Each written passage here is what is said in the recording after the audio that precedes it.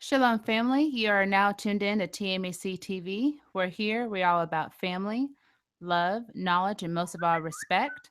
I am your host, Anaya Yasharala. And tonight on Discussion with the Sisters, we have a very interesting topic. Tonight it is about the truth of feminism and submission. With us tonight, we have our beloved sister her name is Jeanette Yasharala. And Jeanette, go ahead and introduce yourself to the community, those that haven't tuned in before. And we'll get this started. All right, shalom, shalom, ladies. This is Sister Jeanette Yasharala. It's an honor to be here today to discuss this very harsh subject for some of us when it comes to submission and feminism. I know that the word submission gets taken out of context most of the time. And so I'm looking forward to share with you guys what I came across. I asked a few sisters and one brother, and I can't wait to share what the responses were for this. All right.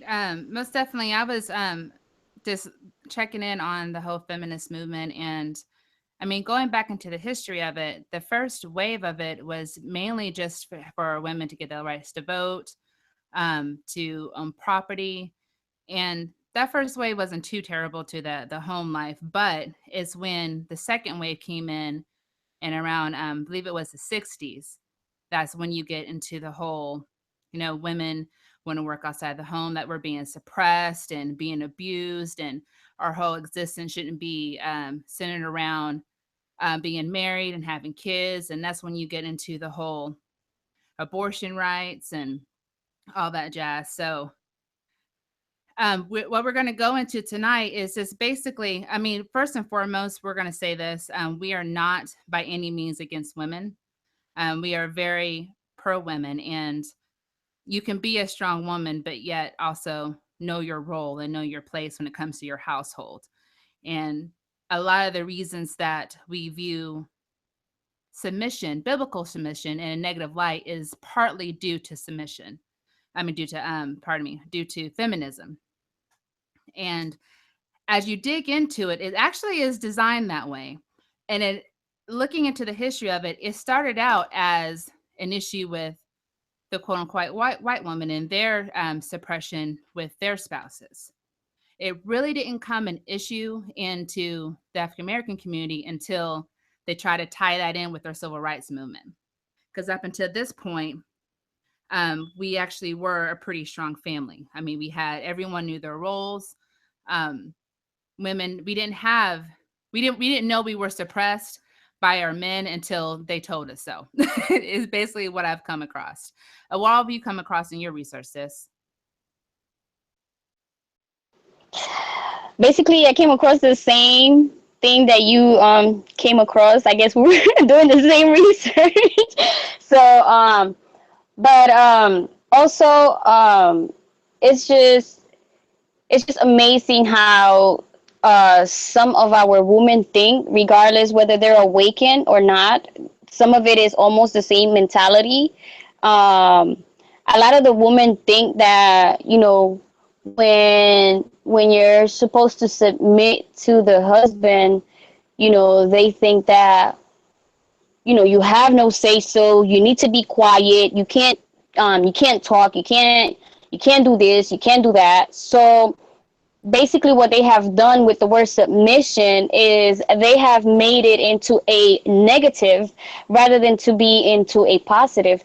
Because even when I look into the scriptures, there's some scriptures that speak about how even when we are children, we submit to our parents, which we obey them, so submission is not nothing new to us because we've always been in submission, if you go, back into, the 1800s, and we were in submission under our slave masters.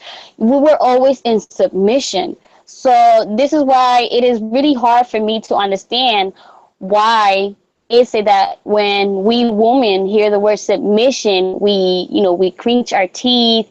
We get into defense mode. We speak so like negative against it. But the whole thing is that even when you look in the word submission in the scriptures, it speaks um, as being submissive to the Most High God and also to Christ. So when I think of the word submission, I have the understanding that, you know, I have to submit myself to the higher power being. So when I see women not being submissive to their husband and wanting to act a certain type of way, as far as being loud, obnoxious, or going against what the man is saying, it makes me wonder and think, you know, how submissive are you to the word of the Most High? Because in order for us to be in submission for the husband, we have to be following the order that was ordained by the Most High, and I think that's where a lot of people get it wrong. Um, the thing about feminism is that it has kind of brainwashed the brains of our women, the way we think and act, because feminism now gave us the right that it's okay for us to speak and say whatever we want, act the way we want, you know. And when you really think about it, it's like they're going against each other, because submission tells you be submissive to your husband. It's not saying, listen, you need to be quiet, you can't say this, you can't say that, you listen to the man and you do everything that he says. No, it's more, submission is more of a spiritual connection that you do not only with your husband, but you do it with Christ and you do it with the Most High. So when you're submitting yourself to your husband, you're actually giving him the upper hand of, you know, let's say, for example, you guys want brand new curtains in your house, you know, and you like the color pink and your husband likes the color purple. And, you know, he tells you, I want the purple. And you're like, no, but I want the pink. There's got to be a mutual agreement there.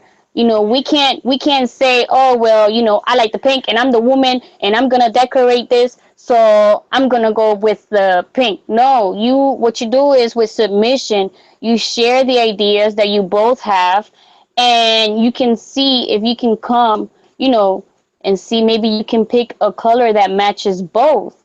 And, you know, and now you have the agreement, because now you both explain, you know, what the situation is, you let it out there, and now you let the husband decide what is best. You know, that's what submission is you share your ideas as a marriage, and come together, but the man has the ultimate say so. Yes, the woman can speak and say, you know, hey, listen, I think we should do this, I think we should do that. But the thing is, you have to let the men have the ultimate say so. And I think that's where a lot of these women go wrong, because, you know, the mentality that we have been grown up with, especially in this wicked society, is, you know, we think, oh, we women have the right, so we have to, you know, we have to have a say so too. And that's against what the Most High was teaching us. When you go into the book of Ephesians, when you go into the book of Romans, Titus, First Peter's, Hebrews, when you look into the word submission, it's a spiritual connection that you are doing with the, you know, with the higher being, recognizing what the, you know, what the ordained it, the, how do you say that, the way you're supposed to submit what is ordained by the Most High. You know, Most High first, then Christ, then the man, then the husband, then the children.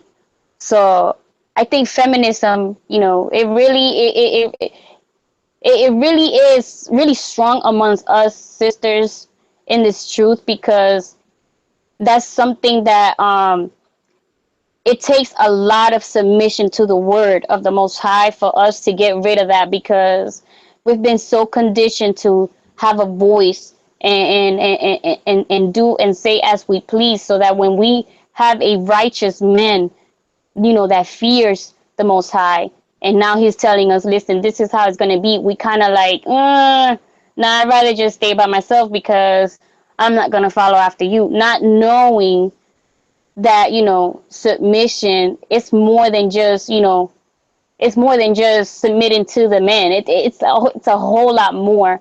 I recommend that, anybody that's having a problem with this submission, goes into the word and restudy it and pray to the Most High to guide them, because submission is just it's just more than just, let me just submit to the man and do what he tells me to do.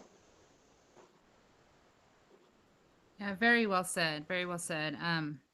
And I mean, I absolutely agree with everything that you just said. And to add on to it, when it comes to the workplace, for instance, we don't seem to have a problem submitting to our bosses, be it male or female, where the case may be. We have no problem doing as they tell us to do without argument, without attitude.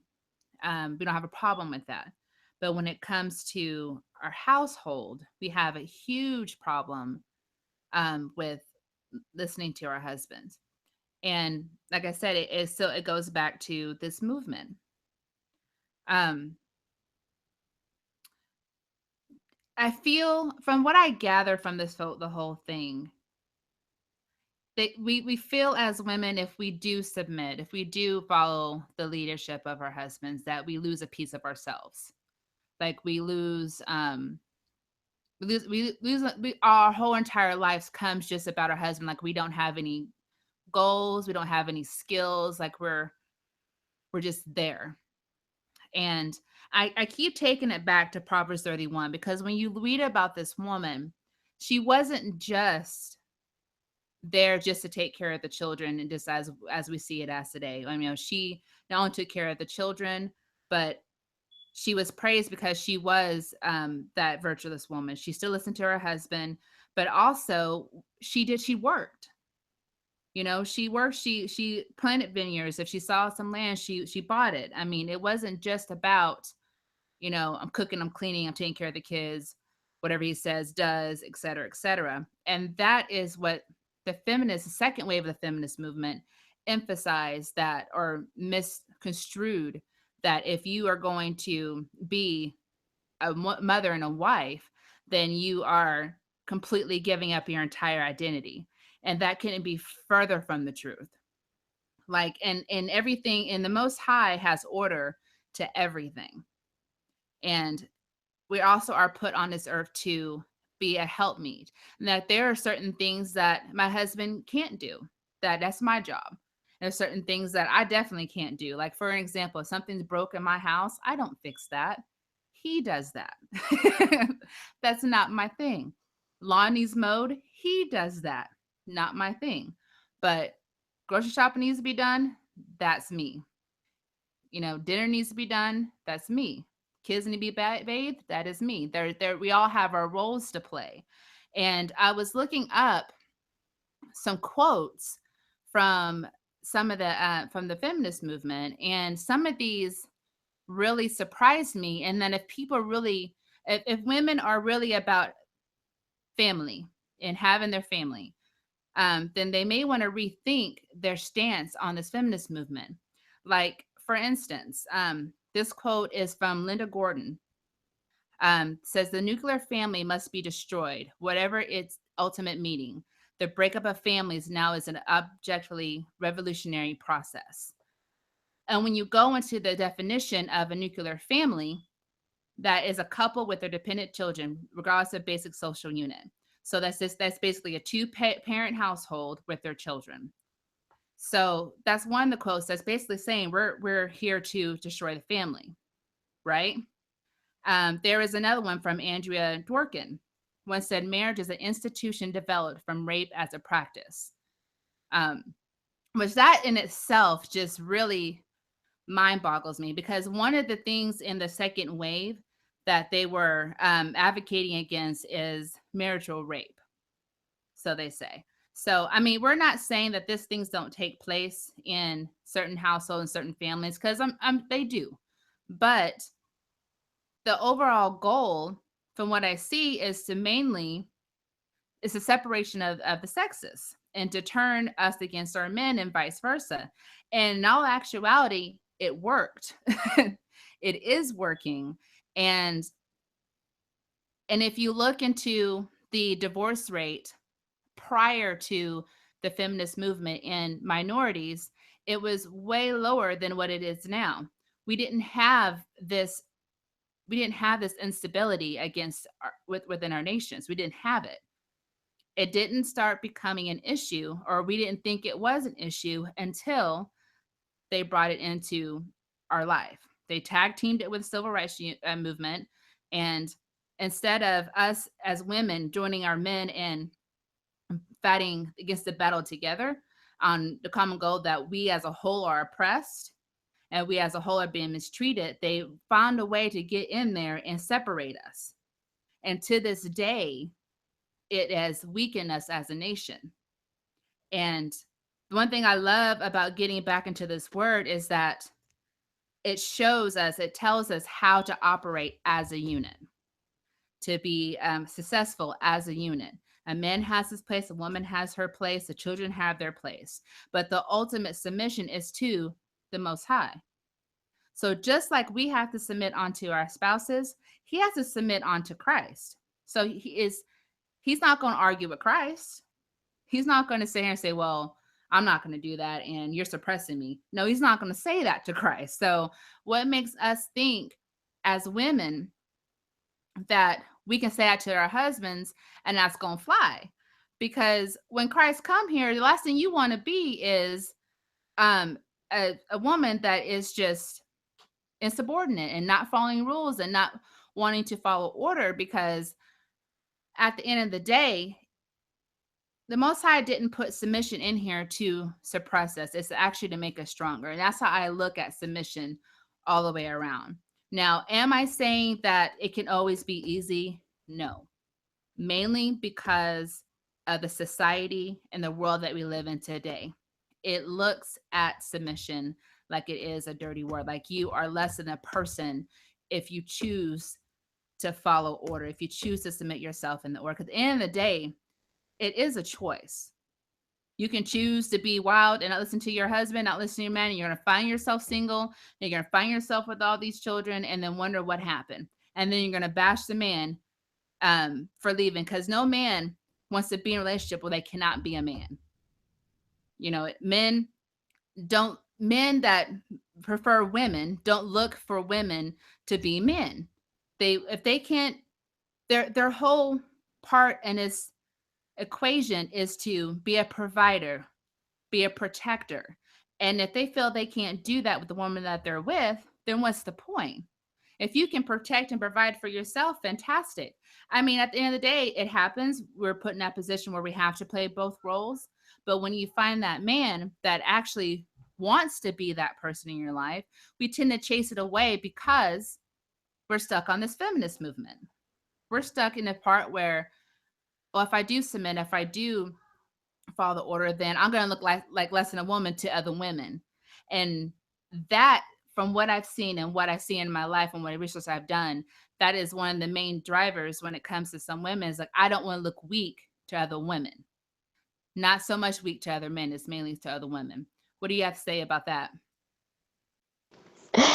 Yeah, that is so true.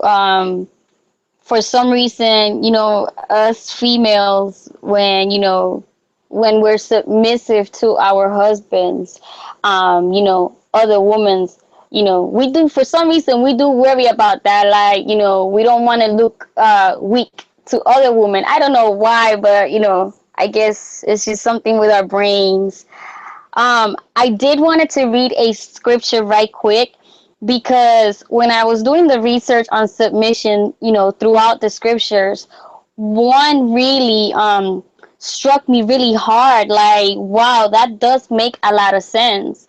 And it made me thought about all these sisters that are out there, because my goodness, I've seen them all. Like, I've seen every type of spirit. And I think that, feminism, it's kind of like a spirit, because, it makes us go against what, what we are supposed to be submissive to our husband. We're not saying that you have to be, like a puppet and the husband does whatever he wants with us. That's not what we're saying at all. But, the one scripture that really struck me when I was reading it is in the book of Romans, chapter 13, and it's verse 1 and 2. It says, "Let every soul be subject unto the higher powers, for there is no power but of God. The powers that be are ordained by of God. Whosoever therefore resisteth the power, resisteth the ordinance of God, and they shall resist, shall receive to themselves damnation." When I read that, I was like, whoa, like, the Most High ordained, the order, the Most High, Christ, the man and the woman. So I started thinking, I was like, so if I was to be that type of person that I don't want to submit to my husband, I'm kind of resisting, the ordained order that the Most High gave us. And it made me think a lot. I'm like, dang, so if I'm resisting it, then that means that I'm in damnation, because I'm resisting it, the order ordained by the Most High. So that scripture right there, right, that just made me think a lot. I was like, wow, like, our sisters even aware of that particular scripture. So it just made me think a lot when I read it. And what we also need to realize that the reason that men were put over us, it goes back to the original fall, between Adam and Eve. We're going to go into Genesis chapter 3, verse 16. And it says, "Unto the woman he said, I will greatly multiply thy sorrow and thy conception. In sorrow thou shalt bring forth children, and thy desire shall be thy husband, and he shall rule over thee." So if you truly call yourself child of Most High, follow the Most High, that you have to realize that the reason that men were put over us is because we were deceived, we fell. And this is a way, and this is how I get from it. Him putting this order is a way for us to definitely stay in order. That way that particular fall doesn't happen again. Now we all know, of course, the history that we fell in as a people as a whole, but we're not, but no means when you're going into several scriptures in the Bible does it say any point in time that, yeah, he's ruling over you, but it doesn't say you are a doormat, you're passive, you're you're just there. And this world has successfully tricked women, especially Israel, but they really tricked women overall to thinking that, and we're talking about Bible reading women that are spiritual women that are still struggling with the issue of submission. And this world has really tricked us into believing that submission is wrong, that the Most High wouldn't put a man over you, and you we're supposed to be ruling over the men. And you can look over the history starting with this movement over the course of time. There The evolution of the woman has become more masculine and masculine on a daily basis, and in the process they're making our men effeminate. And so the gender roles are they're trying to change the gender roles at this point. But in all actuality, if you really look at it, because they're part of their claims that they want everything to be equal and blase blase, but at the end of the day, they're actually trying to reverse the roles. They want men to be subservient to women. So how can you say, as a feminist or whatever the case may be, that that is right? Because your whole initial argument was that we are treated as less than human beings, and this is a man's world, and they're just ruling over us. But yet you want to flip the script. Tell me, and how morally and even just where in your brain is that correct, and how is that right? That's something that I just don't understand. I don't understand that at all. Right. And just like you mentioned earlier, like, even in our work area, we don't have a problem with, submitting to our jobs and, and the so-called laws and regulations that we have to follow at work due to the labor department and stuff like that. And, it just makes me wonder, like, it's so easy for us to submit to somebody outside of our household rather than to submit to someone in our household where it's going to guide us in the right direction. So it just makes me wonder a lot. There was another scripture on my research that, when I read it, it's just like, I mean, the Most High and the Holy Spirit were just guiding me. When I came across this scripture, I was like, I need to speak this scripture in the show. So this is in the book of Hebrews, and it's chapter 12, and it's going to be verse 9. It says, "Furthermore, we have had fathers of our flesh which corrected us, and we gave them reverence. Shall we not much rather be in subjection unto the Father of spirits and live?" So right there, it's like, we have fathers on this earth that the Most High gave us as parents, and and we obey them. Growing up, we have to obey what our parents tell us. Like, we have to submit to them. To like, when you live with your parents, they have laws and regulations. Like, they give you curfew, you have to follow it, because if you don't, you will be in trouble. So it's like the Most High is like, oh, you're gonna respect your fleshy parents, but you're not going to respect me. So to me, it's like, we do these things, and then when it comes to us submitting to the men, it's like there's a big deal here. There's a problem here. What do you mean I have to submit to a man? Like, it's a big thing. Not knowing that, this is the order that was ordained by the Most High. He's not doing it because, you know, um, we can't do this or we can't do that. He's just doing it because of the simple fact of what happened back to the, Genesis, when Eve went and, and did what she did. And now we came into sin because of Eve. We are the wicked vessel. It's not saying that, that we can't think for ourselves. It's just saying that, we have the order because Satan is gonna come and attack us, and being that we are the weaker vessel, we can fall into temptation very easily. Satan can put something in front of us and make it look so good that we're gonna go for it. Now, if we were subject, in submission to a husband, and we come across something and we run it by to our husband, be like, look, this is what I saw today, this and that and the other and the third, what do you think I should do? Now you let him decide, and he will tell you whether you should go for that or not.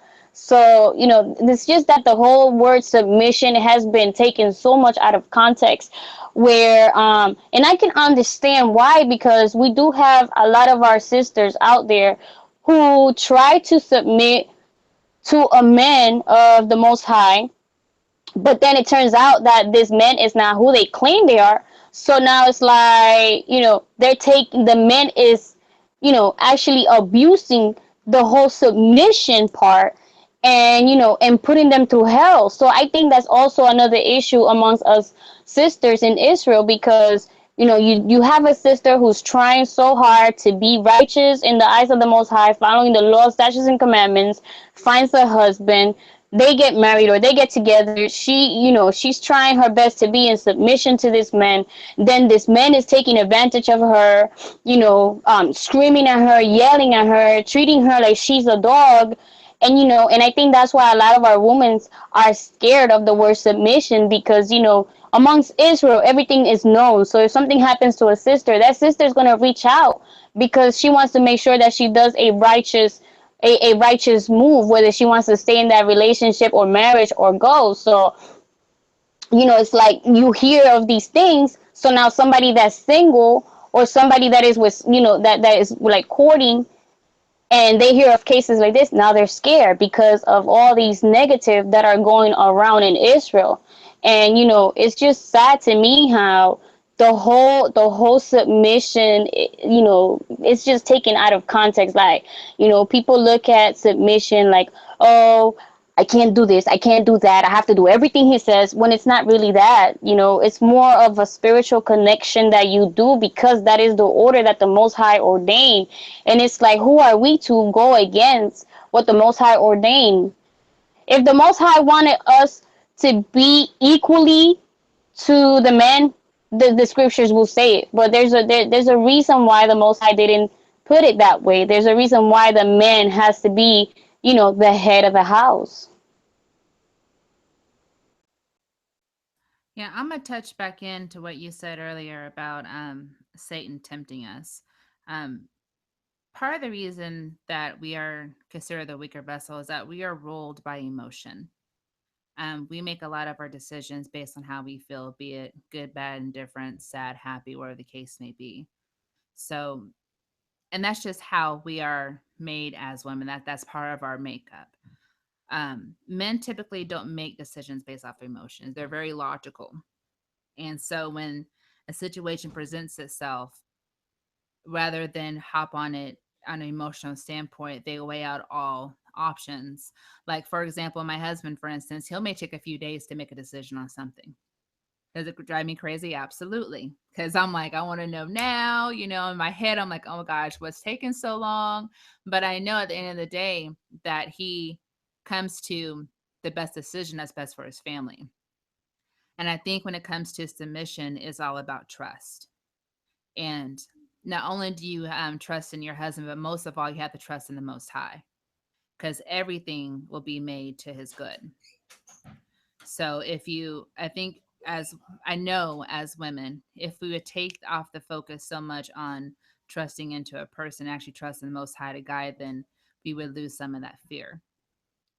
Um, but yes, there are a lot of issues that I've seen throughout Israel, that especially if you're new coming into the truth, and there's a lot of different aspects and point of views on how women should be treated or the case may be. And that can be a little nerve-wracking. That can be scary because you're thinking, especially if you're a single woman coming into it, you're thinking, well, if I do get with a man, is he going to treat me like I'm nothing?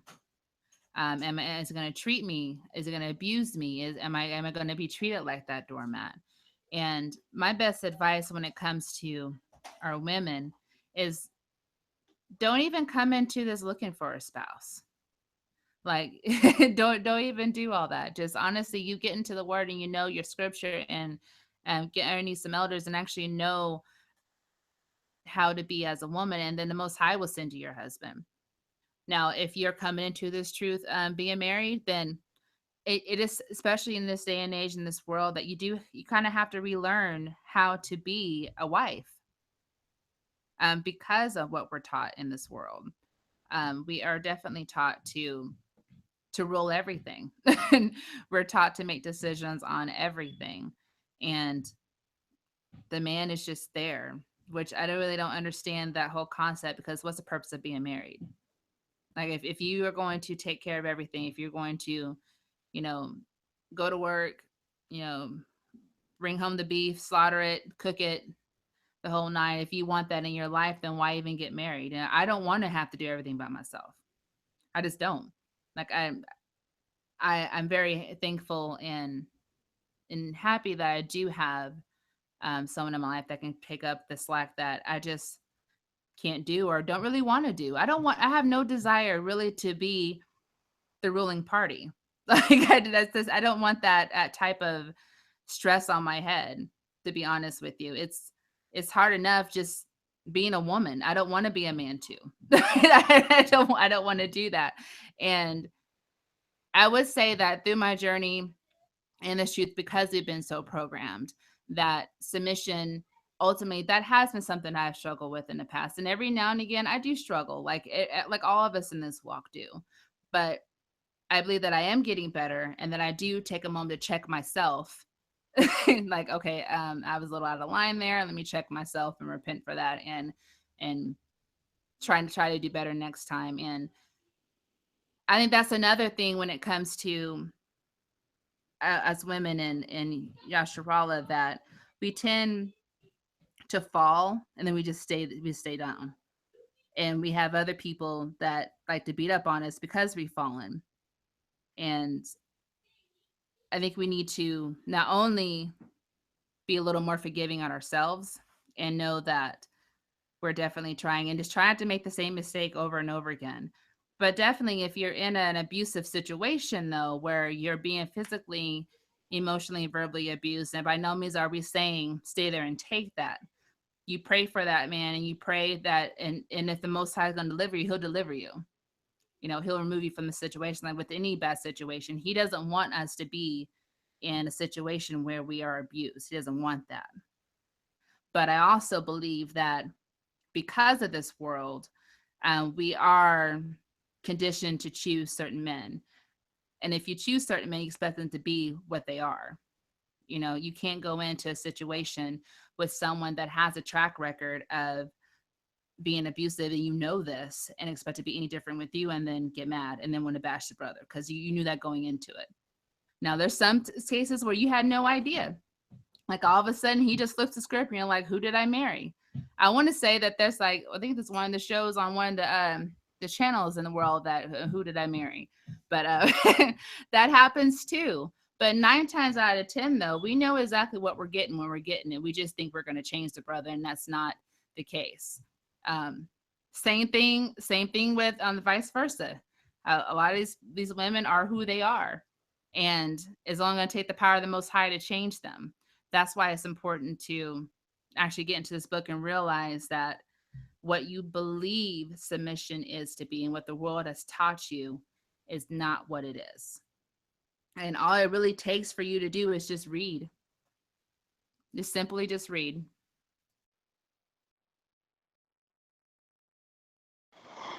Right. And man, I'm telling you, out of my research, because I asked a few sisters, I really enjoyed one of the answers I got with by one of my sisters. I told her she didn't mind I was going to read it in the show, and I asked her, what did she think about the feminism movement, and she says, feminism is satanic. Feminism is against the Most High.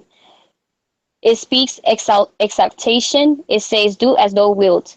It is contrary to the word of the Most High. It is prideful and counterproductive. It takes away our femininity, our beauty as women. Some of the founders of the feminist movement were satanic women such as Margaret Sanger. She founded Planned Parenthood, an organization that was made to give women choices, reproductive choices. It made the birth control pills and the abortion famous, claiming women to have a choice over their bodies so they can make a choice as to of a child should live. What people do not understand is that this organization target black communities to kill black babies, exterminate the black race. She founded the Negro Project, a way of controlling reproduction of Negroes and controlling black women. People like Hillary Clinton, another well-known feminist, have wrote their theses on her. Margaret Sanger was Hillary's hero. These women are contrary to the word of the Most High. Feminism is wicked. It destroys the mind of a woman. Women are supposed to have a depend on the strength of men. Men was given dominion over the face of the earth. We are supposed to need them. We are adequate to be nurtured and cared by them. Feminism has destroyed the family. Women's rights have complicated life more than it has helped. Women spend 40 hours at work now and not tending to their families. No wonder we cannot keep our husbands at home. We are never home and tending to the household. Work and then work at home. Are women happier because of feminism? No. Did we make progress? No. We found doom in feminism. The I don't need a man attitude is wicked, demonic. The attitude and aggrandizement of self is wicked. Kemet says the black woman is God, Babylonian goddesses. This is contrary to the order of the Most High. Women are not gods. The sexualization of everything. books, and booties have put women on a pedestal of self-centeredness and pride. This is destructive. Our little girls have stopped playing with Barbies and dreaming little girls' dreams. Why? Because feminism. This woman is God attitude. Where is our humility? What happened to tending to the home and being a sister to the brethren, being a righteous friend? Women indeed are important. There is nothing like a hug, nurturing of a mother, a sister, a good wife, or a friend. But we are not gods. We are helpmeets, nurturers, healers.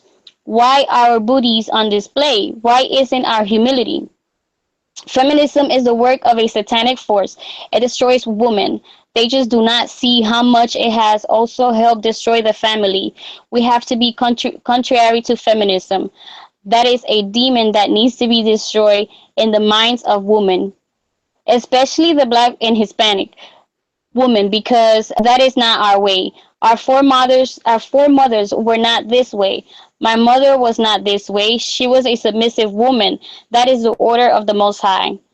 And out of all the responses I got, that was one of the best ones because she basically broke it down to, what feminism has done to, to us women in our community. So, all praises to the Most High for that sister and, and her mindset.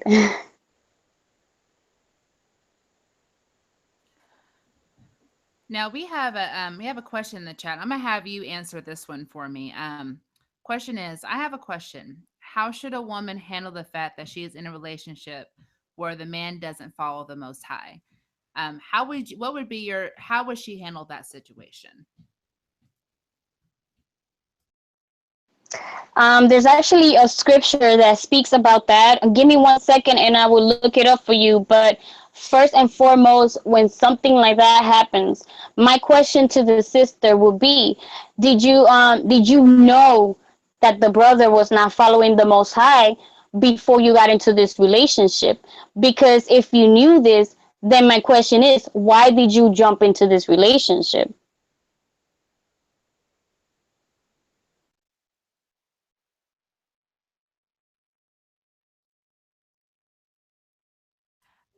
From what I take of the situation, looking further into the question, she believes that he doesn't follow the Most High, and he's trying to keep her from like following the Most High. From what I understand the situation, like she's trying to stay on the righteous path, but she feels like he is deterring her from what she is supposed to be and what she's supposed to be following when it comes to the Most High's law, statutes, and commandments. Okay, then what she needs to do, she needs to pray, go into prayer first of all. Been there, done that, and I'm gonna use my testimony for that. Been there, done that. First of all, you need to pray and ask the Most High to um to intervene and fix this. Ask him if this is the will of him. He will fix it. If it's not of his will, he will take you out of there. Second of all, you need to seek the counsel of the elders just so that you make sure you do a righteous move, because you don't want to go ahead and act upon your emotions because, oh, he's not following the Most High. There's an order that we have to follow.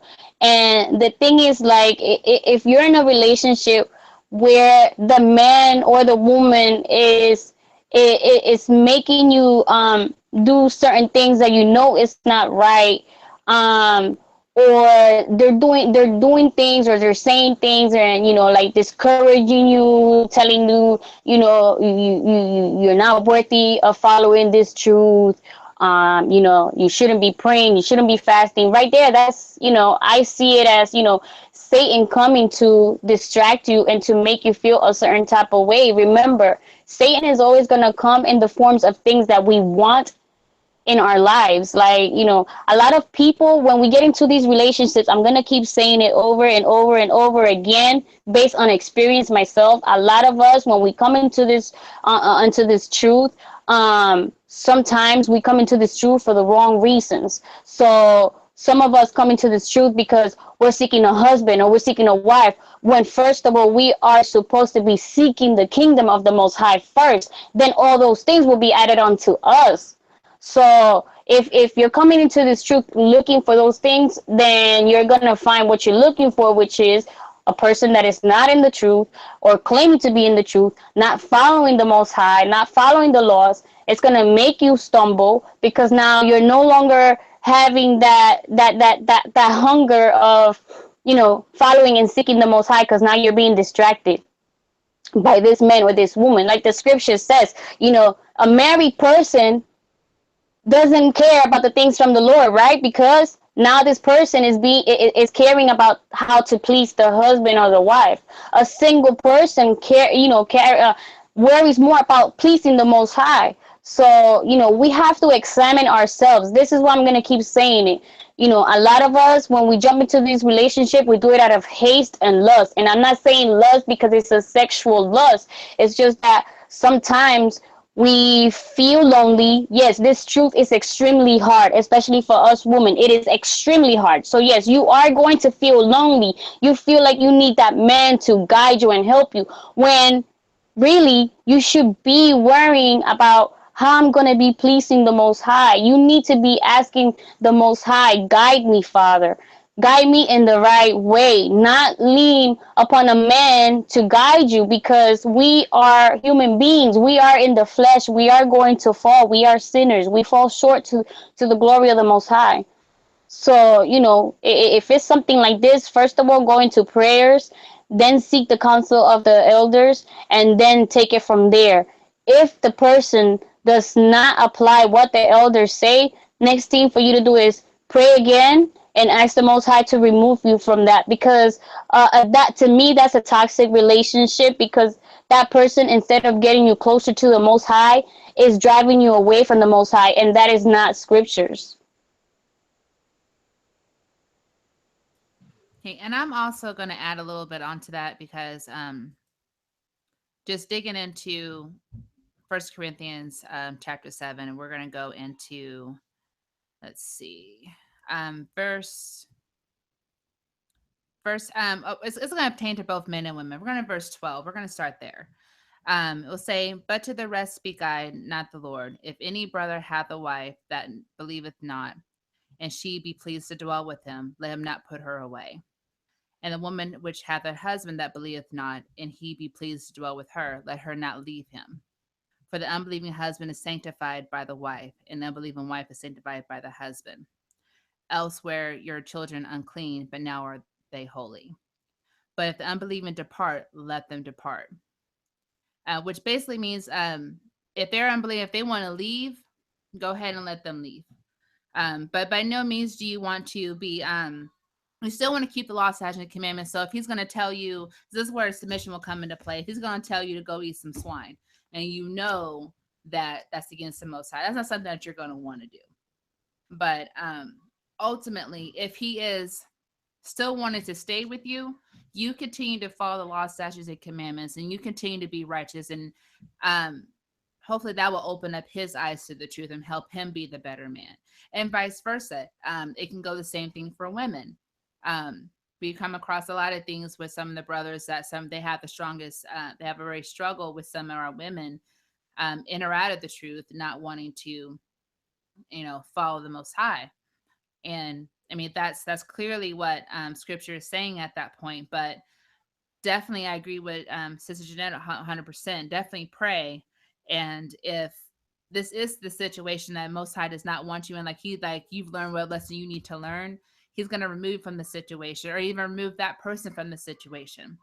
But if it is something ordained by the Most High, you have to pray and have to have faith in him that he is going to turn the situation around. And ultimately, you have faith in the Most High. You trust the Most High first and foremost. And at the end of the day, you don't. This may sound kind of crazy, but you don't trust a man. Just like a man doesn't trust a woman. You trust at the end of the day it's going to be the Most High's will, and regardless of the outcome, that you know that He has your back. Everything that you're going through is for a purpose, for a reason. Okay, so that's really all that I'm going to say about that. Anybody else have any other questions? I think there's one in here that says, "What if the woman was married before she came to the truth, and her man has came into the truth?" Um, would you clarify that for me real quick? I'm sorry. Yeah, I was gonna say the same thing to clarify it a little bit.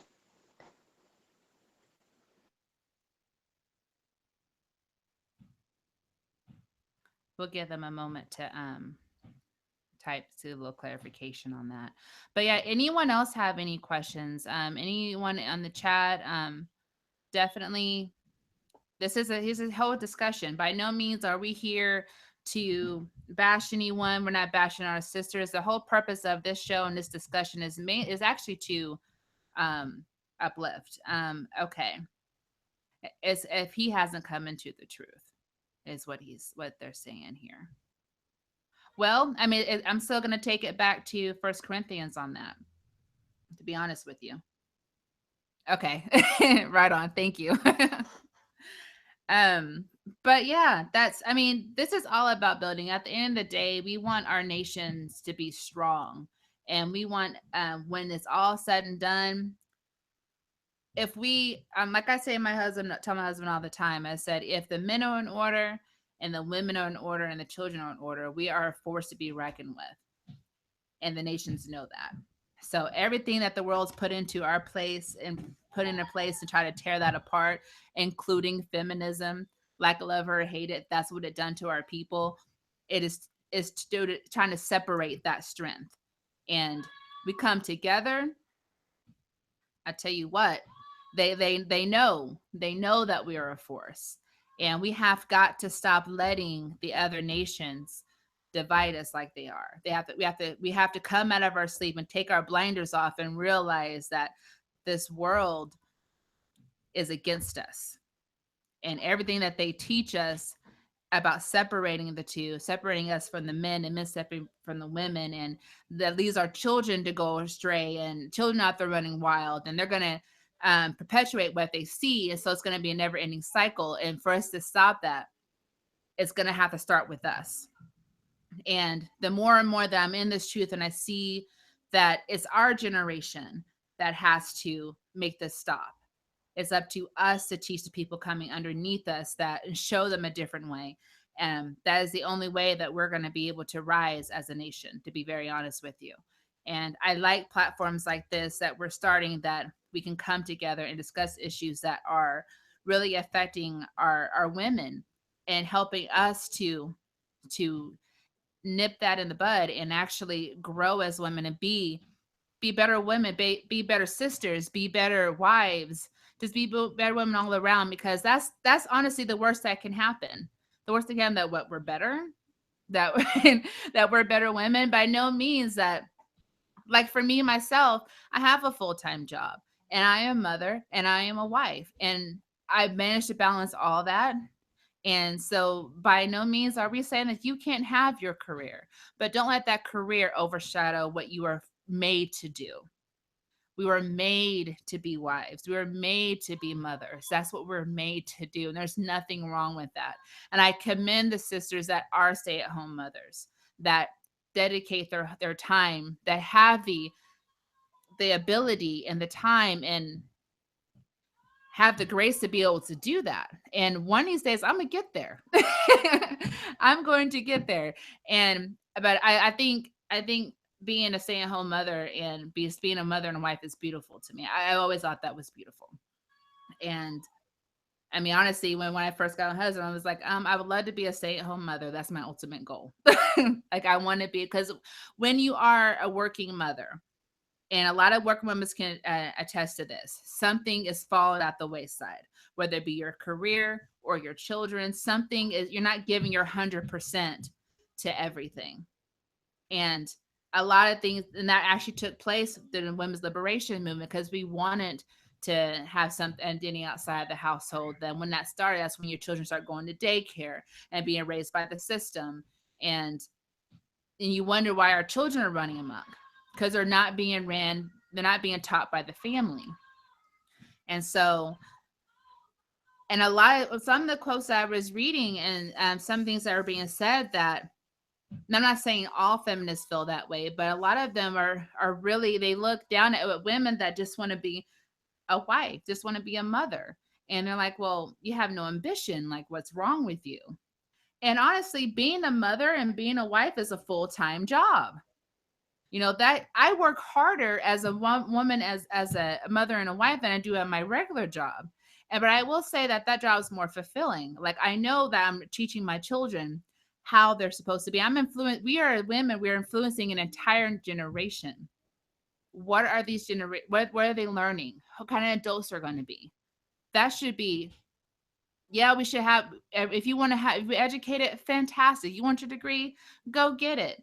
But know that if you are a mother, your job is to make sure that your children are raised to be children of the Most High, because they're going to raise their children to be children of the Most High, and so on and so forth. And we have to get back to that. We have to get back to that as a nation, especially as women, because no, by no means are we doormats. We are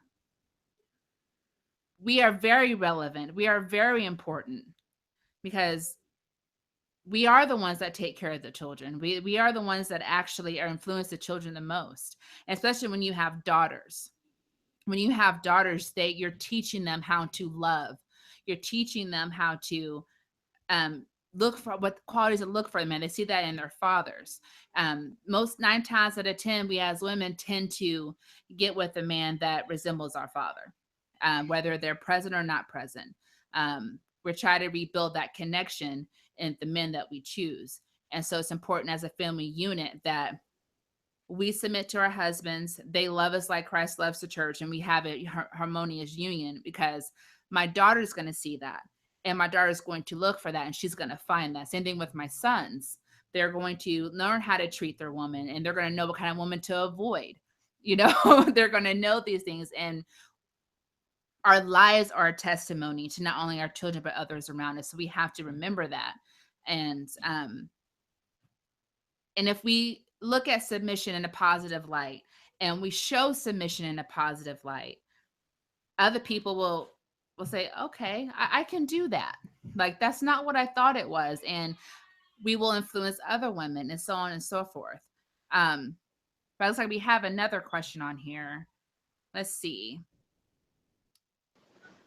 Sis, before you go into that question, I wanted it to add something to the sister that said, you said that she's married and she's in the truth, but her husband is not in the truth.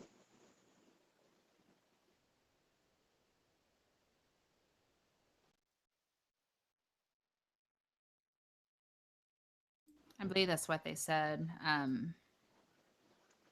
That's what they said.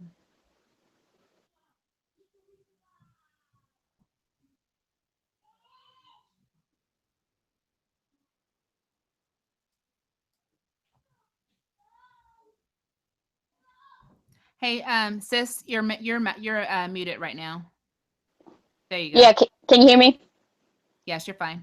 Okay, I'm sorry. I was saying to the sister that has the husband that is not awakening to the truth. Of course, first of all, pray unto the Father and ask the Father to wake him up if it's in His will.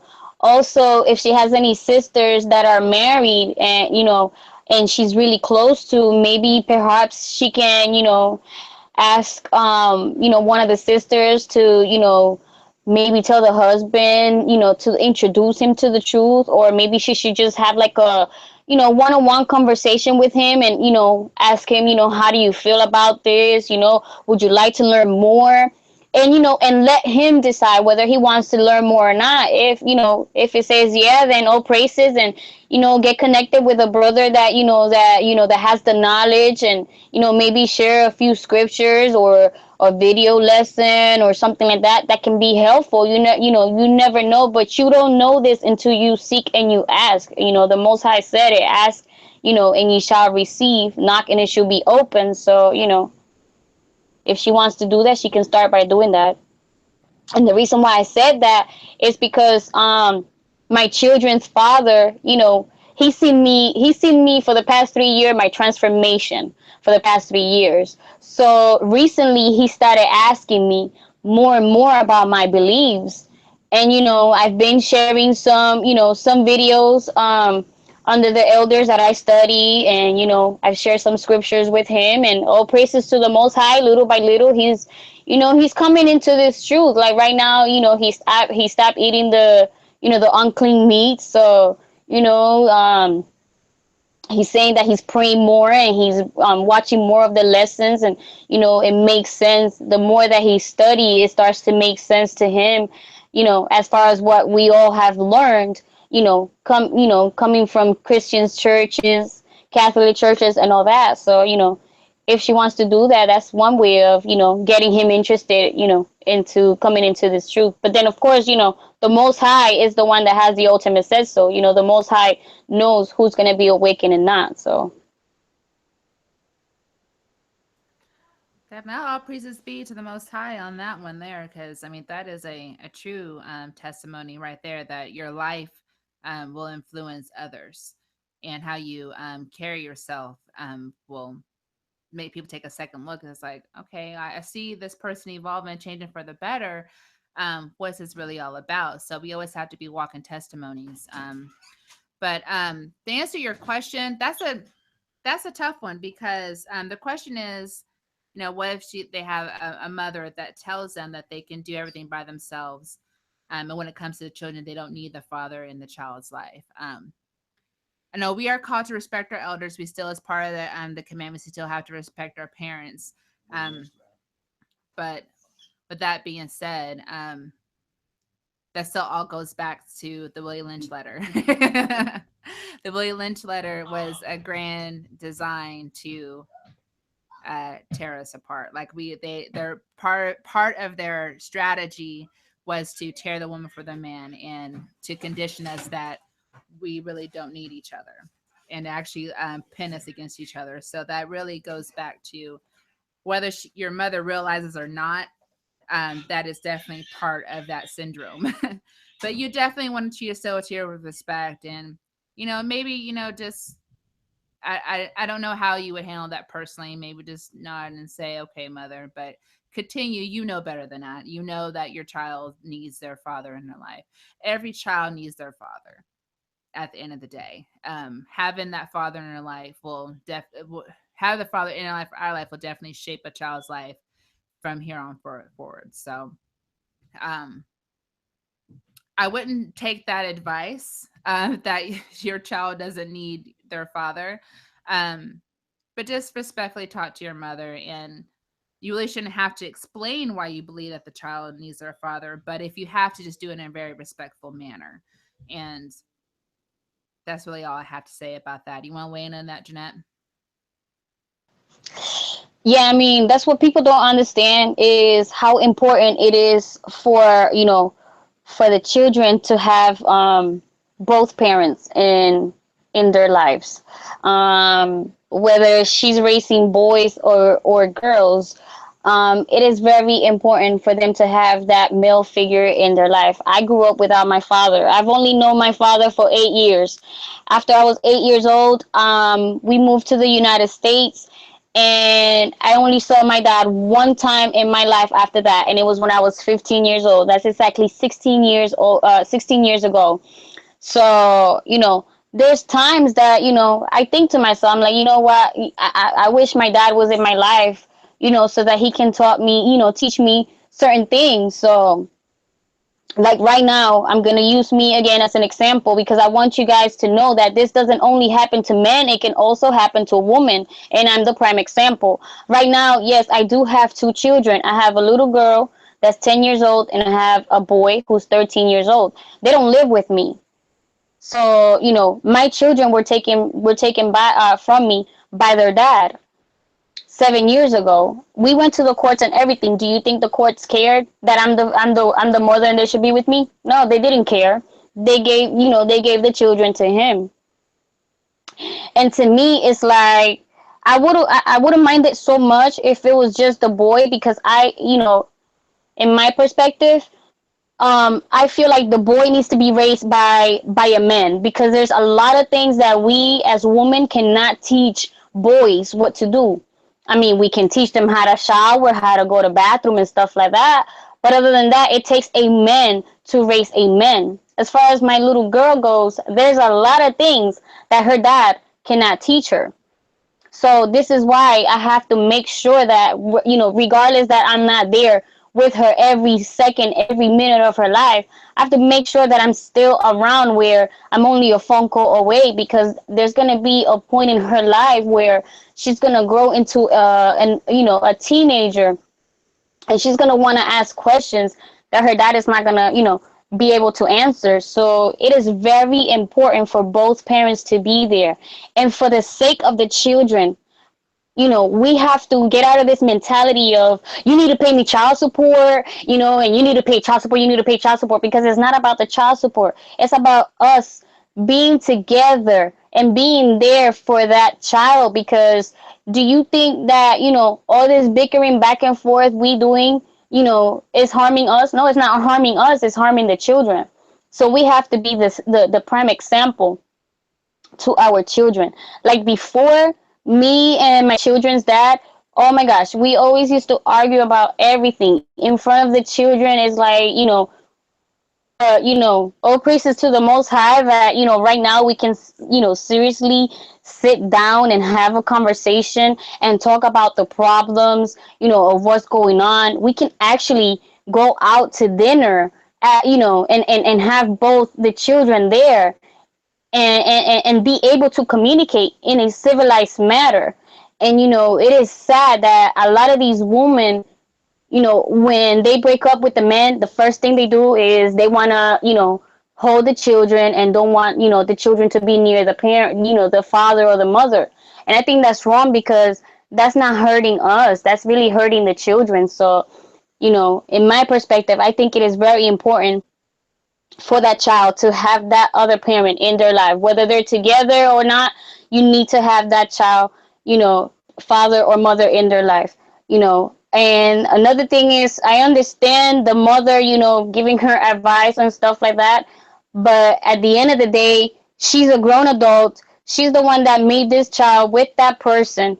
Therefore, it is her life, it is her child. So what she should do is get in touch with this person and have a civilized conversation and say, listen, I know that between us it didn't work out, but we need to do something with our relationship in order for us to be, civilized when it comes to discussing the matters of these children. Because the children are the ones that are looking up to us. What we reap is what we sow. So if we're going to reap hatred and anger towards that person, guess what? That's the same thing your children are going to do as they get older, because that's what they see from mommy and daddy. We are the prime example. And I can tell you what, everything that I do, I notice my daughter mimics me. I start wearing my skirts. Now she wants to wear her skirts and dresses. I do my little poetry or my music. You guys see my baby girl. She be doing her little songs, putting them on videos. It's crazy. And it just makes me happy, because, all praises to the Most High that He woke me up and took me from where I was, because the lifestyle that I was living was not an example for my daughter. So, we have to be the prime example for our children. I don't care what anybody says. They might feel a certain type of way, for that person, because your relationship didn't work out, or because of what happened, in between the relationship. But this relationship should be about the mother, the father, and the children, and do not allow other people to have a say so on the relationship, whether it's a marriage, whether it's a relationship, whether it's a friendship. Don't have that third person have a say so, because once you have that third person have a say so, you already gave them control over the relationship. So what you need to do is, reach out to the person, be civilized, talk to them, and let them know what's going on, but do it in a civilized manner. Because amongst us Israelites, instead of uplifting each other, what we're doing is, we're downgrading each other, we're fighting against each other, and we are each other's enemy, and it shouldn't be that way, especially when there's children around. Yeah, I definitely couldn't have said that any better myself, to be honest with you. You definitely hit that nail on the head. Especially when it comes to, my daughter's the same way. My daughter is only 2 years old, but she mimics me. She on Sabbath I tried wrapping her head, but she wouldn't keep it on her head. But she looks so cute. but she's definitely, our children watch us. You know, they watch everything that we do, and we want we want our children to be righteous at the end of the day. And I keep taking it back to how we are first and foremost, the first place that the child learns is in the household. So it is very important that we play our roles accordingly. And if we play our roles according to what the Most High has want us to do, then we're literally breeding a nation at the end of the day. And women out there, for those that has submission down pat, my hat's off to you.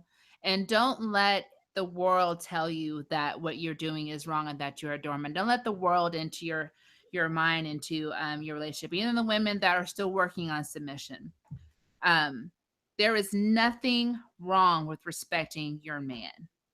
And ultimately, when you submit, you are given honor and respect to your man. And therefore, you're given honor and respect to Christ and honor and respect to the Most High. So I think at this point, we are going to, unless anyone has any other questions, for you to put in the chat for us. But hopefully, those that did have questions, that you did get edified, that they did give you some clarity on what you're going through. And we will definitely give prayer in regards to those situations, and pray the Most High brings you through all things that you're going through. And just definitely have faith in the Father that everything is for His will, everything is for His good. And don't let this world and the views of this world come in and try to tear apart the foundation that we are trying to rebuild. And sisters out there, just like Jeanette said earlier, if you're not in a relationship, seek the kingdom first.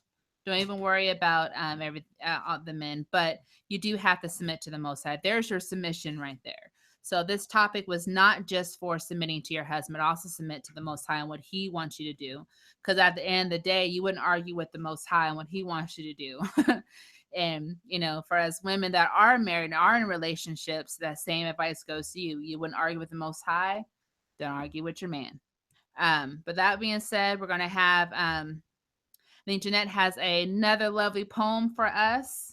I've been waiting for this. She's been trying to give us little clues, little snippets here and there throughout the week. She got jokes. I'm like, oh, can I hear the whole thing? But at this point, I'm going to go ahead and let you take that away.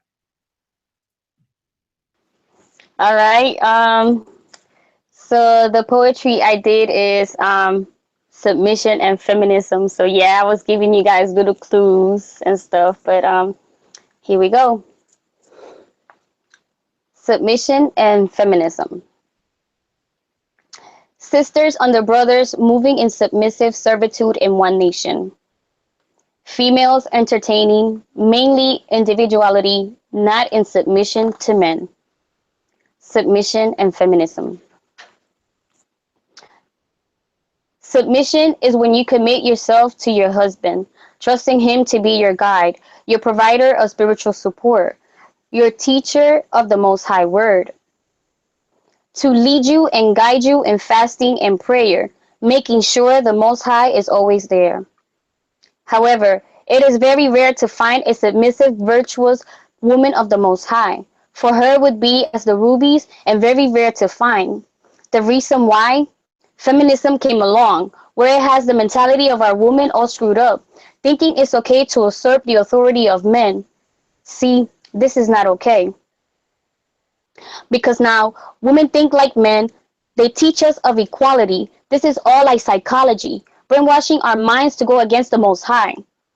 The problem with submission and feminism is that people think with submission we have no say-so. We ought to shut up and be walked on. While feminism promotes we can speak and do as we please. But you see, this is what you and I fail to see. Feminism was created by white supremacists, leading us to think we have rights, only to teach us to go against the Most High.